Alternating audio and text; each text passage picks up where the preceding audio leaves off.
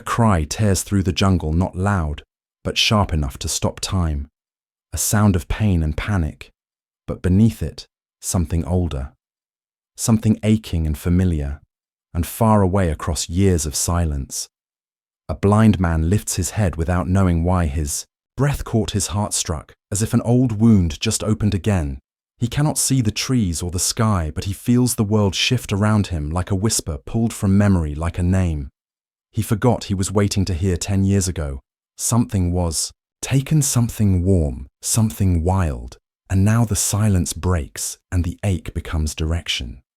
He moves without reason, without sight, guided by a pull that never truly left him. Because some bonds do not die. They wait, they ache, they burn beneath the surface until the moment they are called back to life. Each morning he wakes before the sun. Not from need, but from habit. The same hour, the same stillness, a silence so deep, it feels almost sacred. He folds the blanket slowly with fingers that move more by memory than purpose. Boils water, listens to the tiny hiss as it begins to breathe, and sits on the worn wooden step outside his hut, feeling the shape of the day through the shift of wind and warmth. He does not speak, not because he cannot, but because there is no one to hear, and no voice inside him that wishes to try. His hands run along the carved notches on the edge of his cane, each one placed years ago to measure distance, or maybe time, maybe loss. He tends the garden, small rows of herbs and root vegetables, remembering not the planting, but a presence beside him, soft breath, laughter. He once knew where every stone lay, every curve of the trail beyond the hut, but over time he walks less, each step now a stretch, each route a risk. The birds still sing, though he no longer names them. He listens, not for joy, but for pattern, a rustle, a cry, a pause that might mean something more. He sleeps lightly, always facing the door, though no one ever comes. The old wooden bowl on the shelf, he never moved it. The scent of fur, long gone but never quite gone, clings to the fibers of the hut. A ghost of warmth at his side when the nights are cold, and he sometimes reaches out half asleep, hands searching for what once was there. Nothing ever touches back. But still he waits. Still he listens. Still something in him aches, though the days pass like ripples in still water, never breaking, never gone, just circling gently around the empty space where love once breathed. It happened without warning. One moment the forest breathed slow and steady, and the next it cracked open with the sharp echo of gunfire, a sound that didn't belong, that tore through the stillness like a wound. Adesh froze the bowl in his hands, slipping to the ground, breath caught somewhere between dread and disbelief. He called once, then again, but no sound returned, only the distant scream of birds startled from the trees. He waited through the night, heart-pounding hands, trembling, reaching blindly, into a dark that no longer spoke to him. When the morning came, and still there was no sign of Shira, something in him unraveled the world around him, blurred not from sight, but from sense. The familiar paths became foreign. The wind carried nothing but cold. His hands that once moved with certainty now hovered, hesitant, uncertain. He stopped walking, the forest. He stopped singing to the trees. The days folded into each other, quiet and colourless. He no longer waited by the step, no longer left scraps by the door. Yet he could not throw the bowl away. He could not stop listening each night for the weight of a body curling beside him that never came. The tiger too had changed once, freed from the wire. Once healed and cradled in warmth, he had trusted, followed, loved, and when torn away from it, had learned the pain of absence, of being left with only scent and shadow.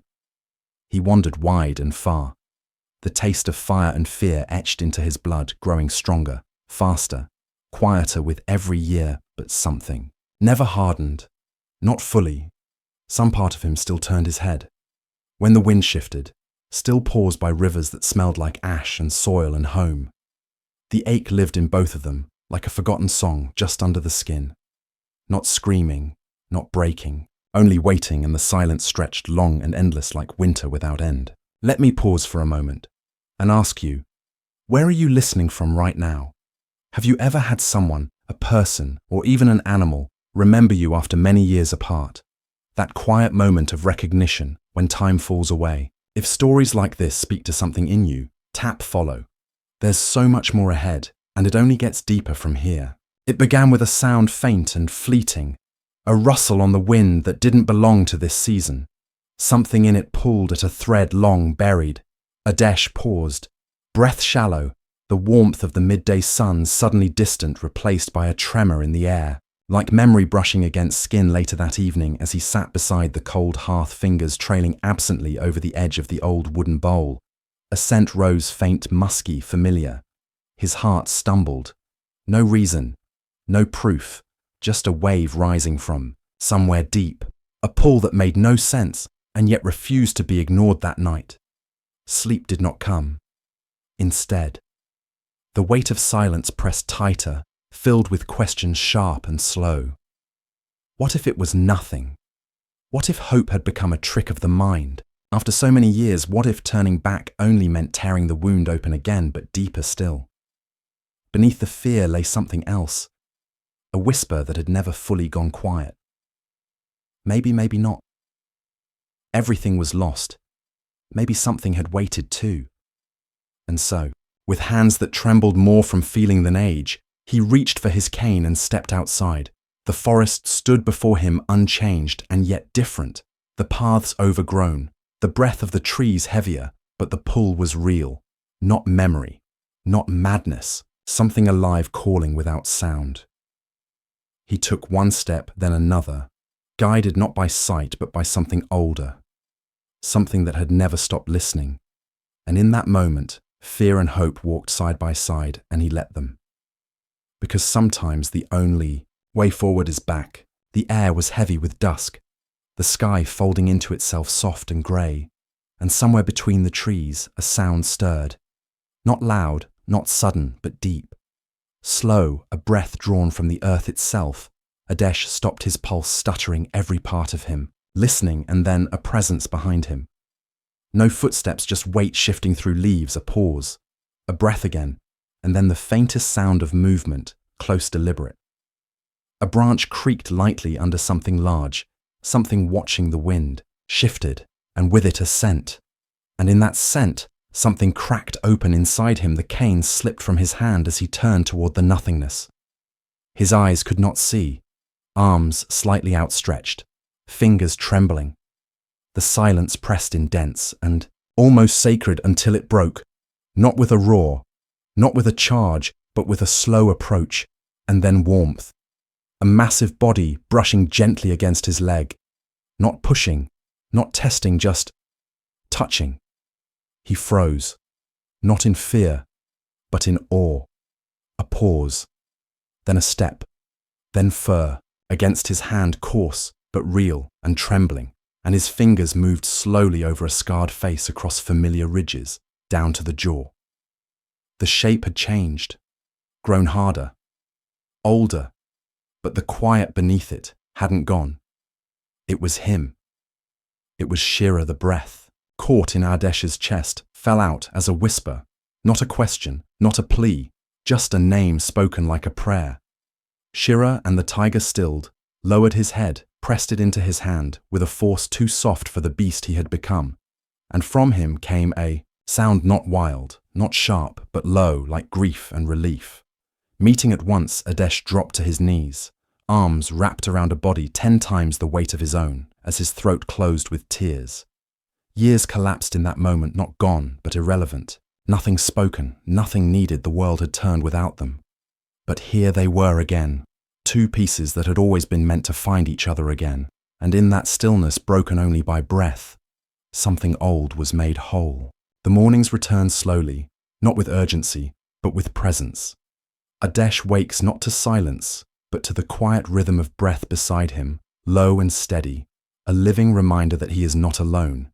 He reaches out, and fur meets his hand. Not imagined, not hoped, for but real. The tiger, no longer a cub, no longer a ghost, walks beside him, not ahead, not behind, but beside. They move through the forest with a shared memory in every step. And though the world has changed, though danger still waits in the shadows, there is no fear in either of them now. Only awareness, only trust. Sometimes Adesh speaks, not often, just a word or two, and Shira turns his great head, listening as if each syllable matters.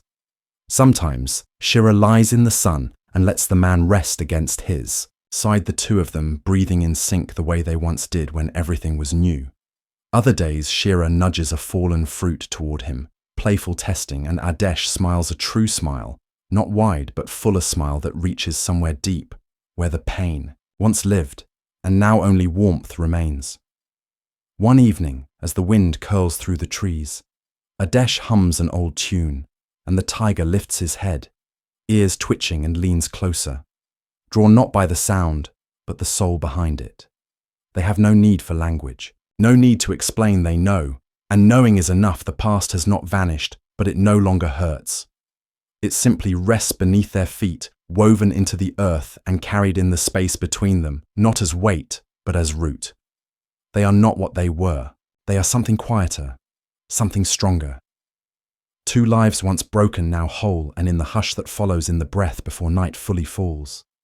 There is no longing, only peace. Some bonds do not need words. They move through time, through silence, through distance, and return, not with noise, but with a breath, with a touch, with the quiet certainty of recognition. What was once lost was never gone, only waiting, waiting for the moment when the heart is ready, when the world pauses just long enough to let memory find its way back. They were never just a man and a tiger. They were two broken pieces that fit together without force. And now, after everything they do, not chase what was, they simply stand in what is changed, weathered whole. And in that stillness where pain once lived, there is only warmth, only peace, because true connection does not fade. It endures, it listens. And when the time is right, it returns to heal what the world tried to forget.